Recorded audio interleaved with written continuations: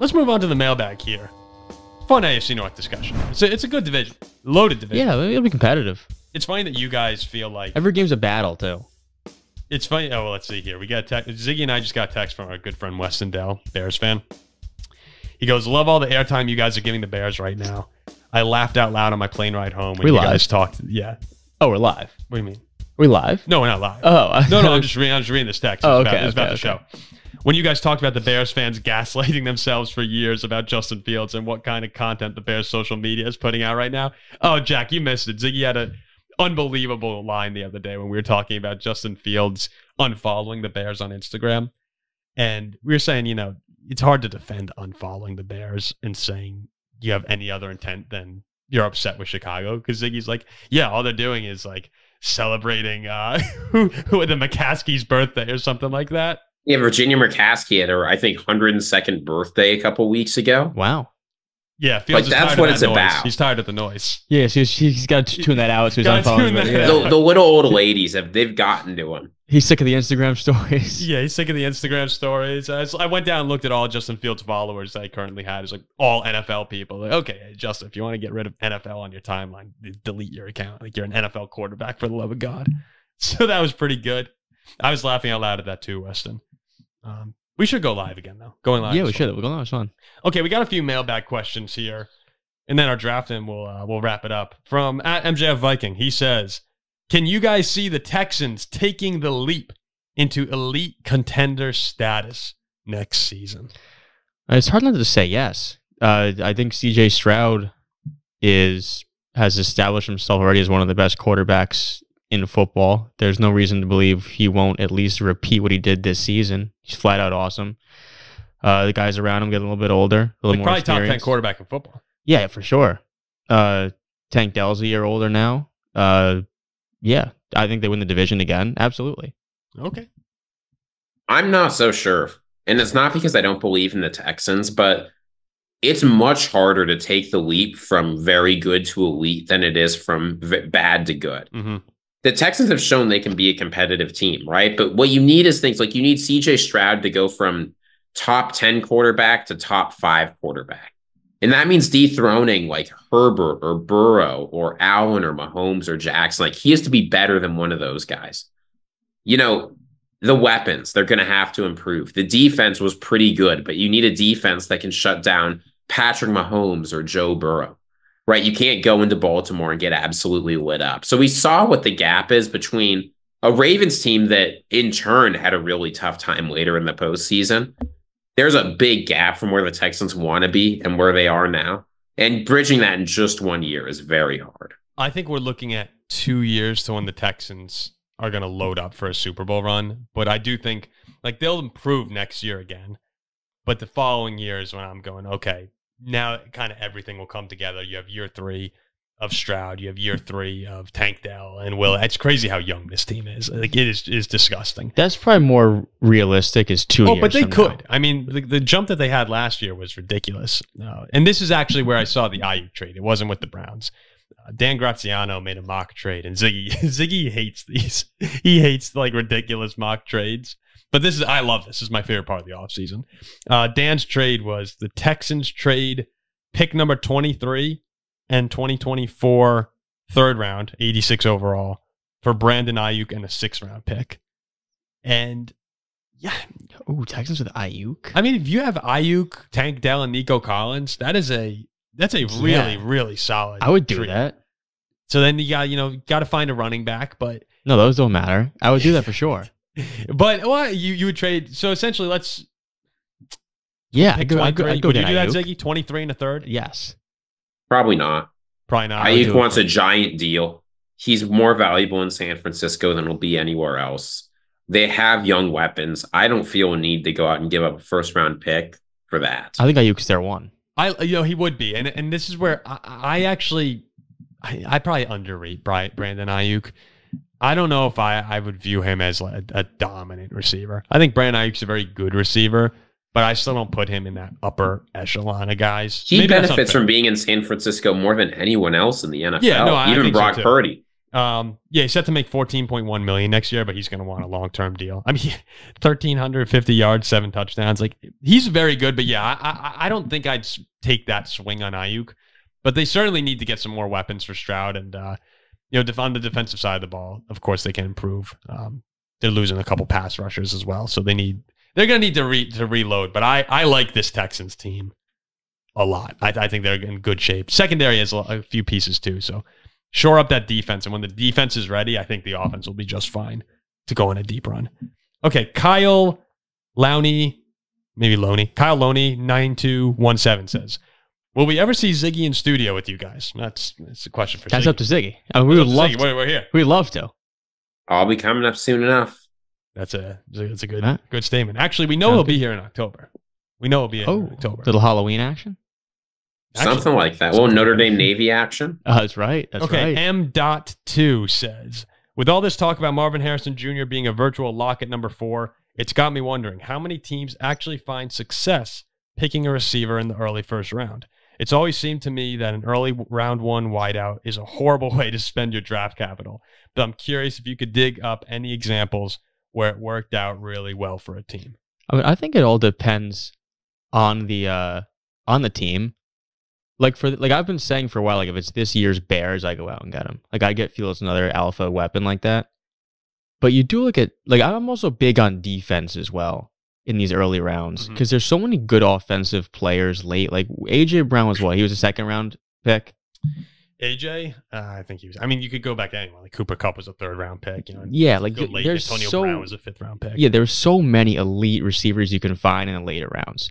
So I'd say generally, for the most part, a receiver in the top 5, top 10 is a waste of a pick. There are guys though that you go, yeah, he's different. Marvin Harrison Jr. No, I think this year with him is different. But 90% of the time, I say it's a waste of a pick in the top 10. Ziggy, I know you did like a big dive on this. So before you if it's okay, before you do that, I just wanted to read out a couple of the guys who have been in this situation before we dive into yours. Sure, yeah, take a look. Just from going back, I was looking at guys who were taken. I viewed top 10 as an early pick. CD wasn't top 10, was he? No, CD wasn't. CD and Jefferson. This was 17. 17. Like, Jefferson was like 21, somewhere around there. Yeah. But here, just going back, 2022, you had Drake London at 8, Garrett Wilson 10, Olave 11. Yeah, okay. Jamar Chase 5, Waddle 6, Devontae Smith 10, 2021. Then you have years like 2017, Corey Davis 5, Mike Williams 7, John Ross 9. Cooper Kupp went in the 3rd round of that year. So like you can see, a lot of times, it's just like anything with the draft. It's a little bit of hit or miss. 2011, AJ Green and Julio Jones went 4 and 6. 2 years before that, Darius Hayward-Bay went 7, Michael Crabtree went 10. So there are definitely situations where if you could tell me, hey, you're getting AJ Green or Julio Jones or Mike Evans, one of these guys who win the top 10, of course you're signing up for that. And it's not even comparable or close. So I'm fine with taking receivers early. I mean, I think people, like you read off those lists and people are going to say a lot of those guys are busts.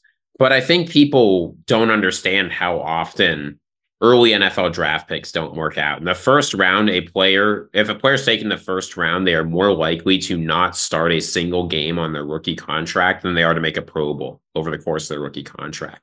So a lot of these picks just don't work out. At the top of the NFL draft, actually, I was surprised to see this among wide receivers. You have a really good chance, relatively speaking, better than any other offensive position of hitting a stud if you take a wide receiver in the top 10. Right? About 25 to 30% of wide receivers taken in the top 10 of the NFL draft end up 90th percentile or better at their position. That's better than any other in the NFL.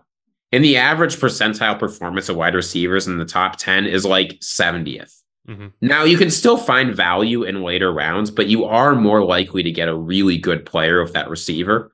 And we've seen, it's not like, a tight end can have a really elite performance. Like I think Kyle Pitts' rookie season, and it didn't matter a whole lot, all things considered. When you hit on that wide receiver and get something like Jamar Chase or Justin Jefferson, immediate difference maker right away. Yeah, I'm all for it. The receivers early. So yeah, it makes sense. It's not a bad pick, and you're picking a position that's extremely expensive to get any other way. X Pomsky X asks, why do you think Trevor Lawrence has struggled in the NFL so much and has been a turnover machine? 21 touchdowns, 14 interceptions this year, for example. Is it more team related, or do you think he has a ceiling of carrying this team? The start of Trevor Lawrence's career, you have to look at, like, he's had a lot of coaches in and out of there, and the Urban Meyer situation definitely did him no good in terms of progressing in his career. I think a lot of the times the interceptions with Trevor Lawrence are, is actually just bad decision making and something that he needs to improve upon. He's someone with all the arm talent in the world that I do expect to get better. But you again, last year you were hoping he took that kind of, like, you wanted him to be what CJ Stroud was last year. And it's kind of disappointing he hasn't taken that leap yet for the Jaguars. I think right now I'm still willing to say that he's progressing. He's a young guy. But if he struggles again next year, that's when I'm going to say, okay, maybe he's just a good quarterback, not great. I think it's the long blonde hair. I'm serious. Yeah. I think it's the long blonde. He looks like Sunshine from Remember the Titans. They got a good team down there. I think if he cuts that hair, it could be pretty good. But do you envision a good quarterback with long blonde hair?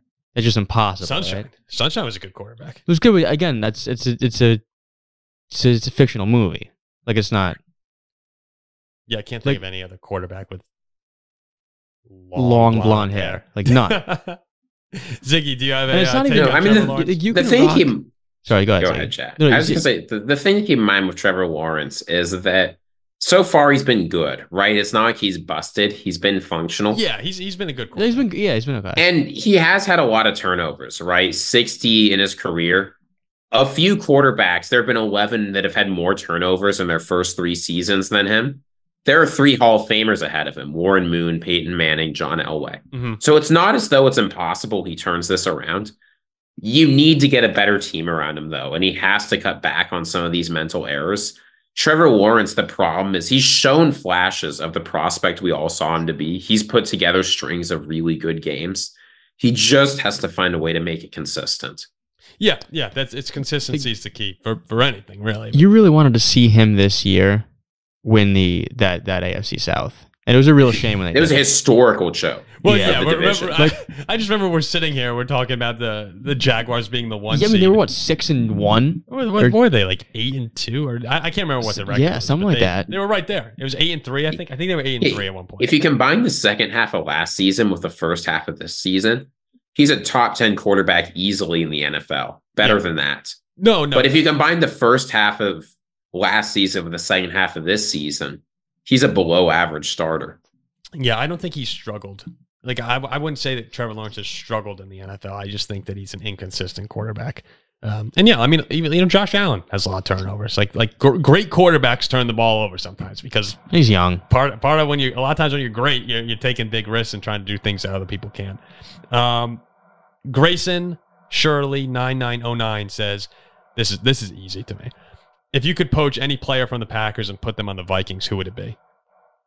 I know the answer. The answer's pretty easy to me. It's any player from the Packers and put him on the Vikings. Jordan Love. Simple. Yeah. I mean, that is so easy. We can take the franchise quarterback from the Packers and give him to us. Are you kidding me? Yeah, that's. Yeah, I would even think about. I would immediately take Jordan I was thinking Love. About saying like, Christian Watson. No, it's Jordan Love. Like for the next 10 years right now, is there any quarterback from the NFC that you would take over Jordan Love? And I want to clarify one thing. I don't think that Jordan Love is set in stone to be a future All Pro. No, but from what he's shown, from what we saw last year, the next 10 years. If I said, all right, Jack, like take any quarterback in the NFC, you're starting a franchise. Who would you take?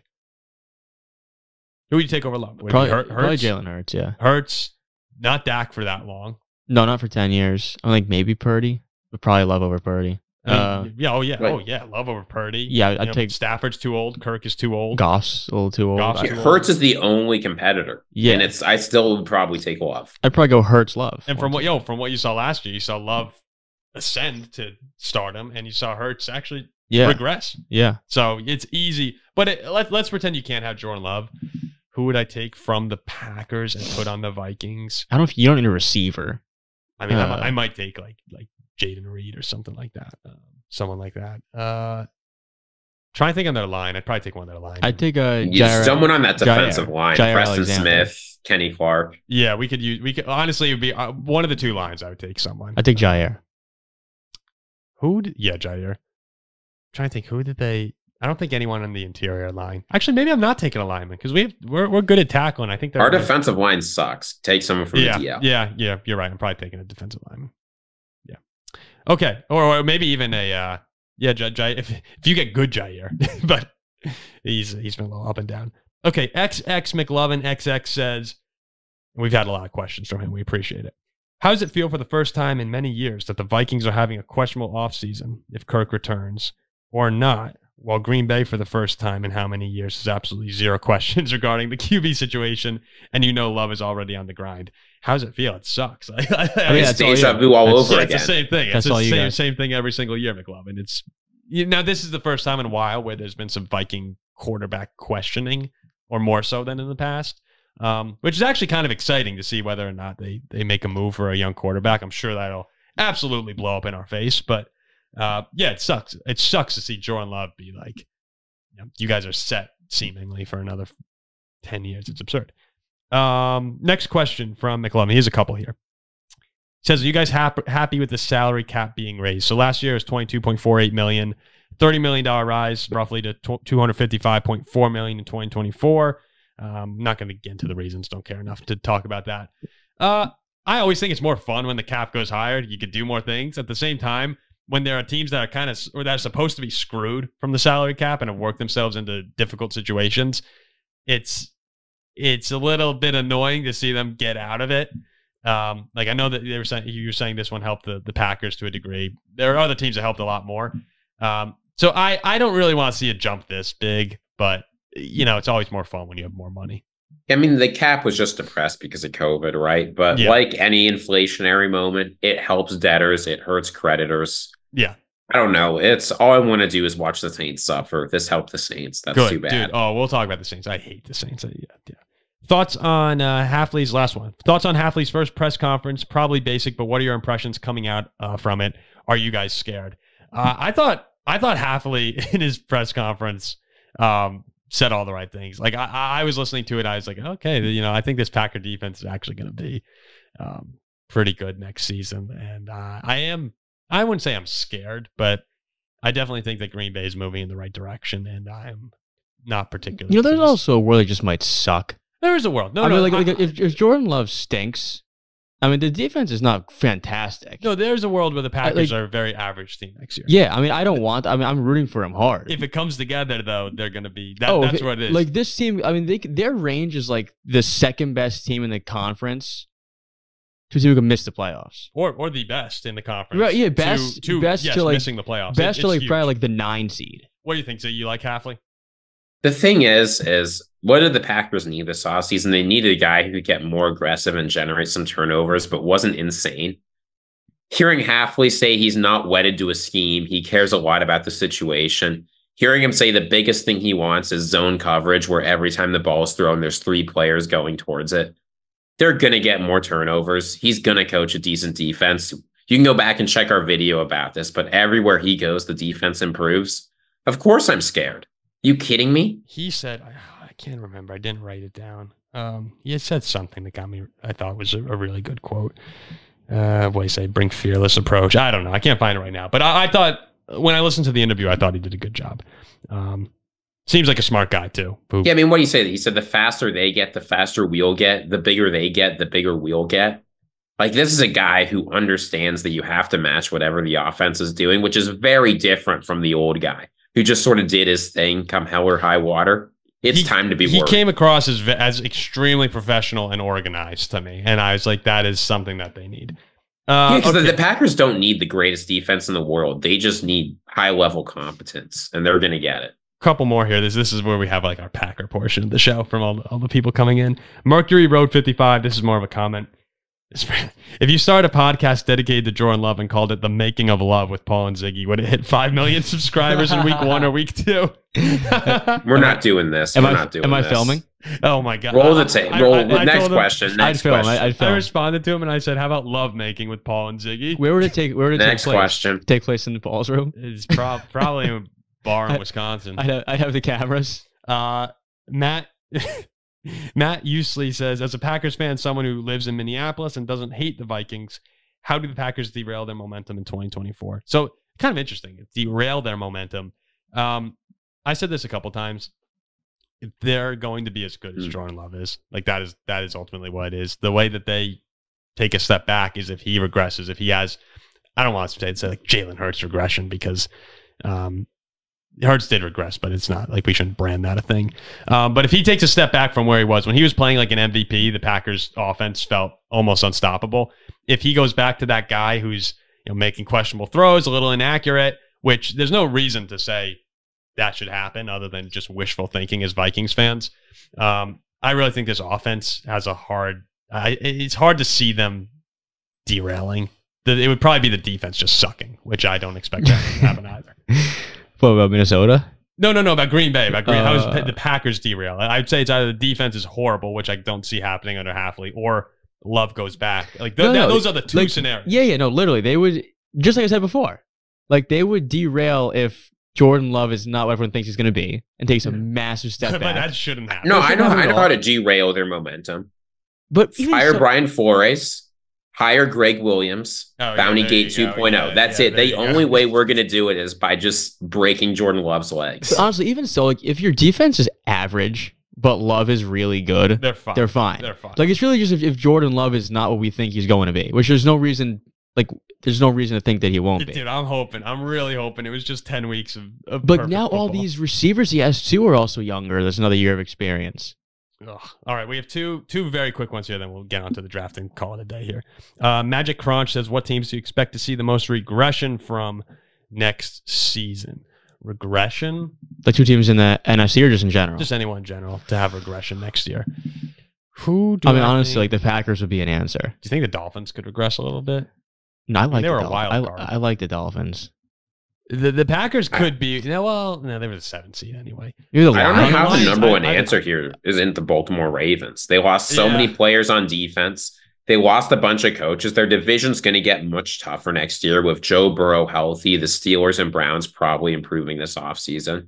Yeah, that's if we're talking about total number of wins, it wouldn't be much as I like this Ravens team, it wouldn't be shocking to see them miss the playoffs, would it? No. The AFC is so loaded. I mean, the AFC is really good. I mean, Houston is also, and as good as CJ Stroud was, like, there's a chance Houston. Oh, that's a decent answer too. But I think Baltimore would be my number one pick. Houston and Detroit are both temes I expect to actually be better, but they could honestly fall off of Tampa Bay, big regression candidate. Yeah. Ziggy brought up a good point before. Like Houston this year was, what were they? They went 9-8, right? Won the 10-7, won the division. Had a very, very good year, surprising year, but it took a really, really, really unbelievable season from CJ Stroud. Yeah, and I don't want to sound, we just said CJ Stroud and Houston could take the leap to being elite. So, like, I think that's very much on the table. They could for sure. They're kind of like the Packers. They've been similar to the Packers throughout this, like, where both those teams could be really good next year or take a step back. We need to see. Like, again, I think they'll be good. I think CJ Stroud needs to even elevate even more to get beyond 10 wins.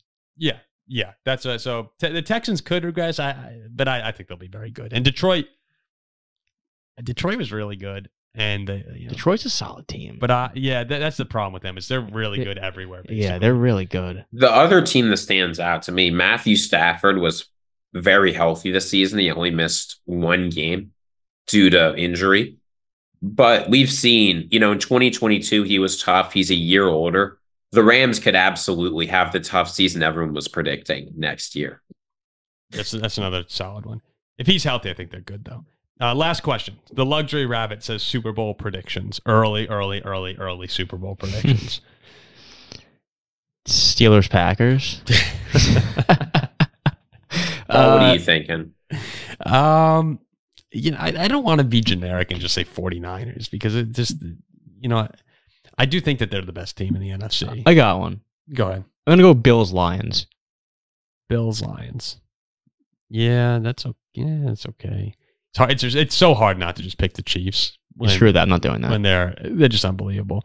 I'm going to go back to I'll go back to the Bengals. Like I said this year, I think they still would. I actually think they may have made the Super Bowl if Burrow had stayed healthy.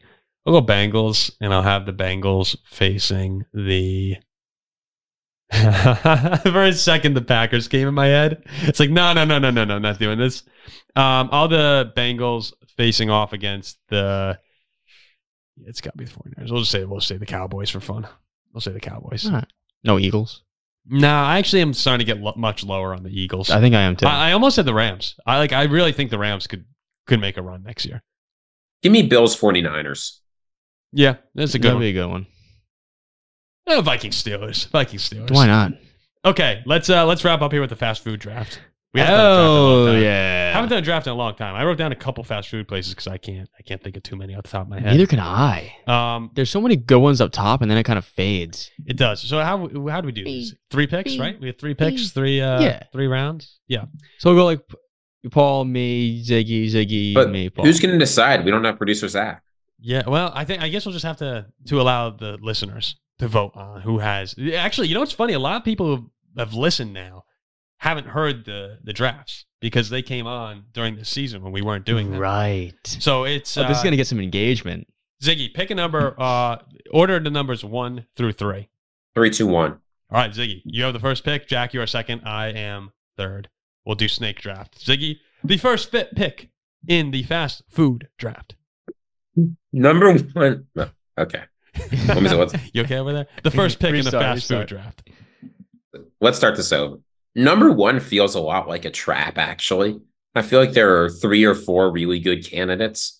But at number 1, I got to go with an all-time classic. Give me Taco Bell. Fool. Well, you're saying McDonald's, and it's not even good. Oh, McDonald's stinks. Number 2 is Chick-fil-A. Chick-fil-A doesn't have good chicken. It's not good. Chick-fil-A is number 1 by a country mile, and it just fell to number 2. Chick-fil-A's an op. The food's not good. Wow. Taco Bell at 1-1 is a bold selection. I wouldn't even draft Taco Bell top 9.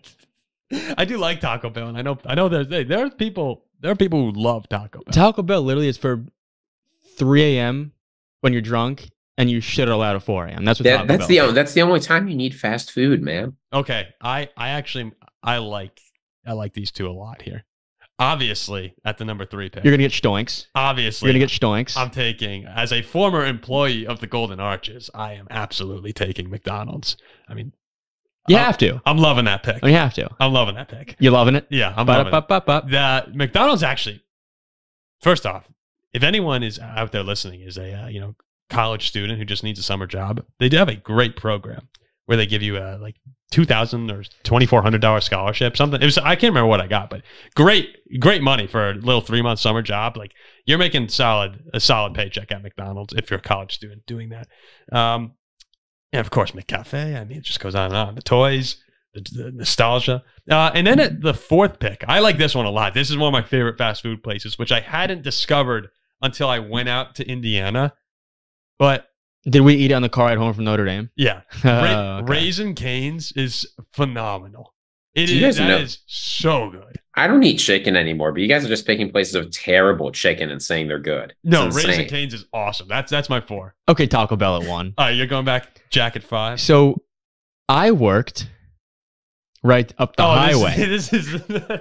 I worked right up the highway from you that same summer at Burger King. However, Burger King is atrocious. Okay, I was like, you hate Burger King. So I am going Wendy's. Chick-fil-A and Wendy's. I win already, Chick-fil-A and Wendy's. Wendy's? I mean, that's not even a contest right now. You like Wendy's? Chick-fil-A and Wendy's? Are you kidding me? Okay. Get Zach on the phone. I already won. Yeah, you won for Zach. For me, sometimes I wonder what's a hamburger all about. There's only one answer to that. In-N-Out. So give me In-N-Out right here. Classic California You're chain. playing to the West Coast audience. That's fair. That's a smart move. And then, I'm going to go regional again because sometimes those regional only fast food chains are the best. This is a place I also only discovered when we were out in Indiana. Give me Culver's. Culver's is really, really good. I think there are some people listening to this who, when I said I'm going out to somewhere that I only went to in Indiana. That's what I thought. No, I knew you were thinking Culver's. Culver's is great. Have you had that before? No, never have. Very, very good. I had the best breakfast of my life in the great state of Alabama inside of a Waffle House. That's what I'm going on. Is a Waffle House a fast food That's restaurant? not fast food. 100% You fast sit food. down. Waffle Waffle House House- is not a fast Look it food up. Waffle House restaurant. is so fast food. It's a breakfast. You like, sit down. Waffle House, I'm going to look it up right now. Yeah, No, check. Did you sit down? yeah. I can't. I Jack, don't know. did you I don't know sit if that can down? be allowed as an option here. Well, let them look at this. Is Panera fast food, Ziggy? Yeah. It's fast casual. Yeah, it's fast casual. Like, are we counting like Moe's and Chipotle? Sure. Okay, it says, folks, Waffle House is a sit-down restaurant with wait staff. It's not fast food. Of course it is. Everyone knows that. I thought it was fast food. I think a lot Jack, of our what do you think fast food is? I think a lot of our viewers will say Waffle House is fast food. But no one will say it. That's all right, vetoed. No. By Okay, me and Ziggy. it's vetoed. So, Can you take Popeyes, get some decent no, chicken? Popeyes stinks. I don't like Popeyes. I don't know now. That's it. He's exhausted his options. Yeah, like I don't. Friendlies, is it Friendlies fast food? This is not. What else is We fast got food? like Chili's, like on TGI Fridays. Wait, let me Google. Subway. Hold on. Jack, I mean, I already Jack, you know what this is leading to. shoot. Your boys. Oh yeah. Well, I was gonna. Zaxby's. I already won anyway with Chick-fil-A and Wendy's. I mean, he did work there. So I did, but it's just so freaking bad.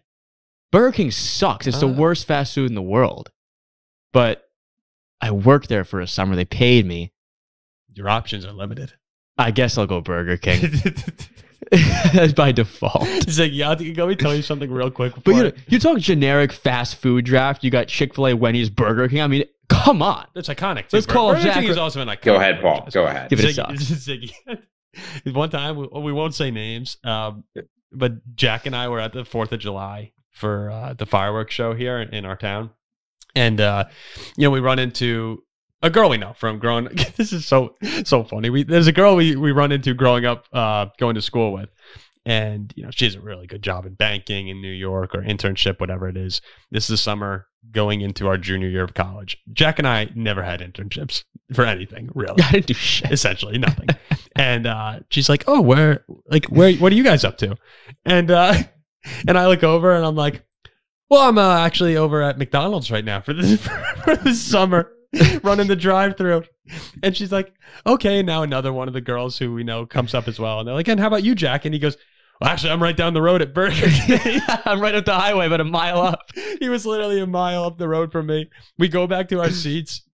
And we're all sitting on blankets. It's so dark you can't see the person next to you at this point, waiting for the show to start. And we hear the two girls come walking by to sit down with their family. And they're like, we just saw Paul Farrington and Jack Weinberger. They're working at McDonald's and Burger King. We're like, oh, God, don't look right. It was the worst experience of my life, walking in every morning at 8 a.m., smelling the kitchen in wear my Burger King visor and collar. I'm like, this is horrible. Oh, dude, I loved going in with my brother, our good friend Oh, John. I was jealous that you were working at It McDonald's. was a party at McDonald's. It was a great time. It was also cleaner. My BK was kind of nasty. Yeah, you sounded I like was you just were. stalling to get that last pick in. Okay. I got my last pick. Oh, we're allowing... Qdoba. Wait, we are allowing like Moe's and Chipotle? Yeah, fast casual counts. Well, wasn't Waffle House fast and casual? No, that's not what fast casual is, Jack. I think Waffle House and Chipotle is kind of similar. One of them is wait staff. Well, One Chipotle, you doesn't. go up and you're like, hey, can I get this? And you leave. Like, I just went to Moe's for Mo Monday. Yeah, but you could sit down at Moe's too. Actually, you sit down anywhere. That's stupid. Or like, Okay, so the difference is wait staff. All right, fine. Okay, I agree. All right, I'm going to take Chipotle because that's a more popular one. That's I'm going to fair. go with Chipotle. Okay, so Panera's very good as well. Just Panera's a good one. That's fast food? Subway. I guess it is. Yeah, Panda Express. I bet there's someone out there wanting Panda Express. The I always thought it was Houston, okay. Houston Airport Pan Express. Okay, so let's Well, see. see, Here's our teams. Let's recap and we'll end the show. If he calls Axie one. Oh, he'll vote for you. Yeah. But, we'll say Jack won the Zach vote, but we'll see what fans say. So, all right, let's go over the teams. Ziggy, what was your team? You had Taco Bell, In-N-Out, Culver's. That's It's funny I picked these because I wouldn't eat any of these places now, but you do what you do. Taco Bell, In-N-Out, Culver's. Over here, we have Chick-fil-A, Wendy's, and Burger King. I mean, talk fast and food. me, McDonald's, Raising Cane's, and Chipotle. I mean, talk fast food. This is not even close. If I don't get every single vote from these fans, they're out of their minds. Then We'll see what they have to say. I mean, getting Chick-fil-A at 2 was like getting Michael Jordan at 2. Yeah, no, I Chick-fil-A is a great pick. But Ziggy, I thought you were going to take Portillo's. Portillo's is good. Ziggy, you took Greg Oden at number 1. And I got Kevin Durant. Okay, let's wrap up the show there. For everyone who listened, I feel like we went pretty long today. Yeah, it was pretty long. For everyone who listened to this one, thanks again. Maybe it comes out in 2 parts. But yeah, please remember to like, comment, and subscribe. Ziggy is battling laryngitis on the call if you're watching on YouTube right now. We'll be back later this week. We have a lot more NFC North content coming out this week. The NFC North will be our Thursday show that comes out. So just leave comments, questions. We'll try to answer as many as we can as we continue the crawl into the NFL offseason. Gosh, we have a great... You know what? Next week we'll do the draft that there's a celebrity that I need to see at one of our reels. We'll get there. I think I know who it is. Of course. All right. We'll see you next time.